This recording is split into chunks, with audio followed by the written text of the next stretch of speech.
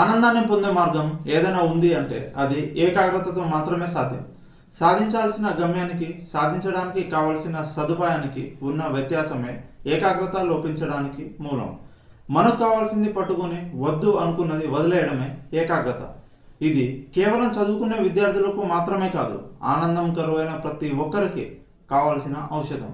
అయితే దీన్ని సాధించే మార్గాన్ని ద మోస్ట్ ఫేమస్ సైకాలజిస్ట్ చెప్పేవి ఇలా: ఏకాంతంగా ఉండాలి, సుగంధానికి అగరొత్తులు వెలిగించాలి, 6/6/6 ఫార్ములా పాటించాలి, ఎవరిని పట్టించుకోకూడదు, అండ్ మోరోవర్ ఎప్పుడు నవ్వుతూనే ఉండాలి.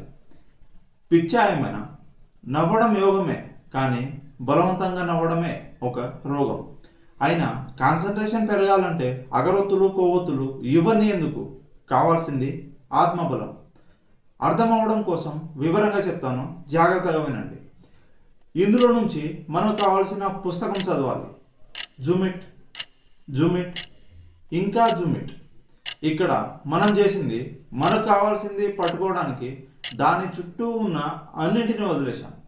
ఇప్పుడు మన విషయానికి వస్తే, వెలిగించే క్యాండిల్ పైన, పీల్చుకునే అగరొత్తి వాసన పైన, వేసుకునే బట్టల పైన, కొనాల్సిన వస్తువుల పైన, కొట్టాల్సిన ఉద్యోగం పైన అన్నింటినీ పట్టించుకుంటే కాన్సన్ట్రేషన్ ఎలా కుదురుతుంది?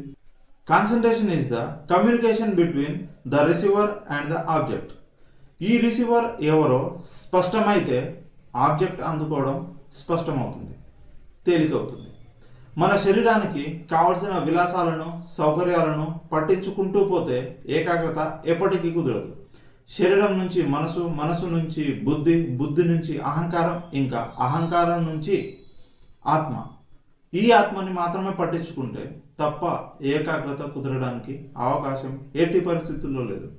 భగవద్గీత చెప్తుంది, ఆత్మ అన్హీటబుల్, అన్ట్రీటబుల్, అన్చేంజబుల్ అండ్ అన్ఎఫెక్టబుల్. అంటే నీకుండే ఆర్థిక బలహీనత ఉండని, యు ఆర్ నాట్ చేంజబుల్. నీకుండే ఆరోగ్య సమస్య ఉండని, యు ఆర్ నాట్ హీటబుల్. నీ మనసులో ఉండే భయం, ఆందోళన ఉండని, యు ఆర్ అన్ఎఫెక్టబుల్. సో నీకు ఏదీ ప్రభావితం చేయలేదు అని నీ మనసు బలంగా నమ్మినప్పుడు నీకు వద్దు అనుకున్నా కుదిరేది ఏకాగ్రతే. అయితే ఈ మార్గాన్ని మీరు అవసరం అనుకున్న ప్రతి ఒక్కరికి తప్పకుండా షేర్ చేయండి, నన్ను మోటివేట్ చేయండి.